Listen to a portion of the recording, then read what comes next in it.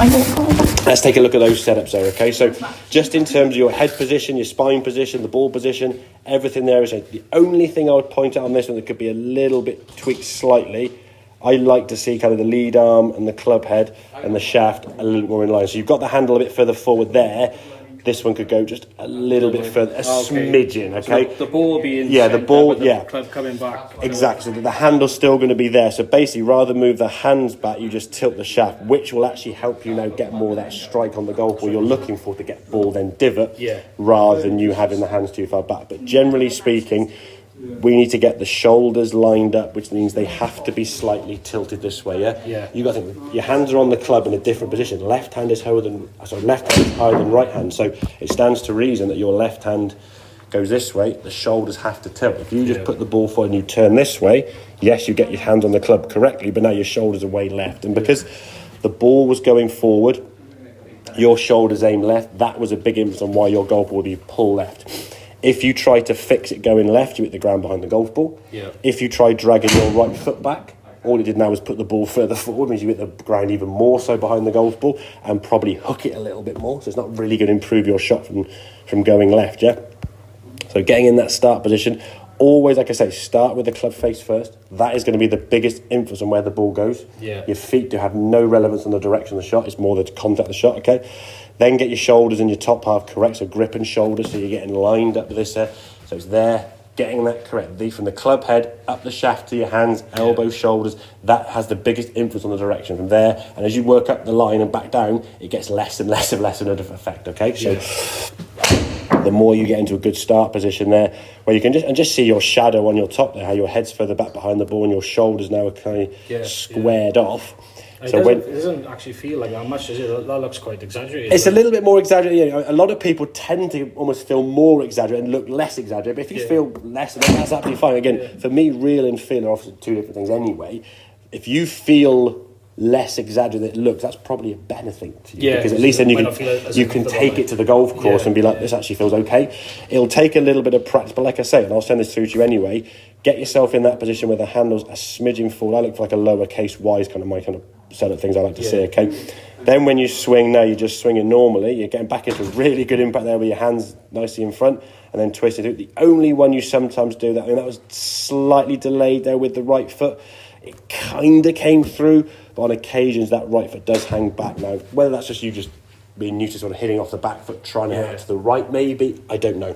So it doesn't like follow through? It doesn't quite come through as much, but I think in the past, because you've always feared left, so the thought of you getting from here and then doing that to rotate probably scares you a bit. So you're always going to have a little bit of kind of a blocking off kind of sensation, trying to sort of like shove it somewhere to the right and hope that works better.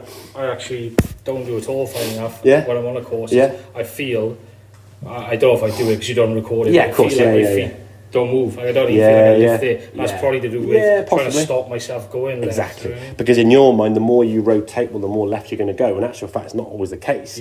But if you've had the ball way forward and the ball is kind of, if I'm here and the ball's over here, if I rotate, well then it's going to start the ball left to target. It's kind of inevitable really. So you're always going to use that kind of little micro adjustment to kind of fix that shot going left. But like I say, you've done a driving range, you'll add that, add something else, add one more thing. It's only 3 little compensations now to that poor setup, and now the ball's going straight.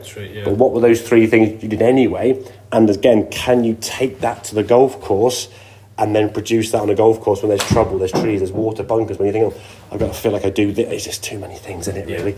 So if we can just set up, get that ball position back a little bit. And again, I would say for you, once a month, MOT your setup.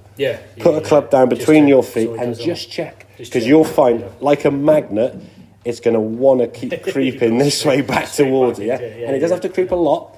I mean, if you're playing, okay, say 3 times a month or whatever, say once a week or whatever, you might find that it might creep forward every single shot you play by a millimetre or 2.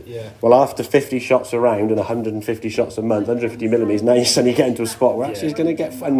If it happens a small amount, you won't notice it. It's like seeing a kid when they grow. If you see the kid every single day, you won't notice how much it's grown. If then someone, your parents come back after say, oh God, he's grown. They'll notice the difference, but you won't notice it yourself. So it just keeps creeping forward. So that once a month, just check and go, oh yeah, okay, it's cracked forward a bit, and then I can move it back a little bit. Yeah. And again, or you might find it might keep going this way, yeah? Doubt it, but yeah, no, I know what you mean. It's probably more likely to go in there. And this is the thing that, with terms of anything with the golf, you've got spectrums, you've got kind of pretty good in the middle there, okay? Too far forward, too far back. The same way with swing plane, you've got good plane, you've got two flat, you've got two upright. Yeah. You've got two outside, you've got two inside, you've got good planes or good paths. So it's not just one side is bad and anything from there is good, yeah? So it's going to find that middle ground, okay? Does that make sense, though, yeah? Yeah, it does. Good stuff, yeah. With it. Very good, yeah. Because, even so much when you're out there, you get down, you just swing. It takes a couple of seconds just to sort of set yourself exactly. Literally 5 seconds to get yourself set correctly, and it'll make a massive difference to your potential outcome of the shot. You can't guarantee good shots, but you can say, well, if you play golf today or next time you play golf, and every shot you stand to for a full shot,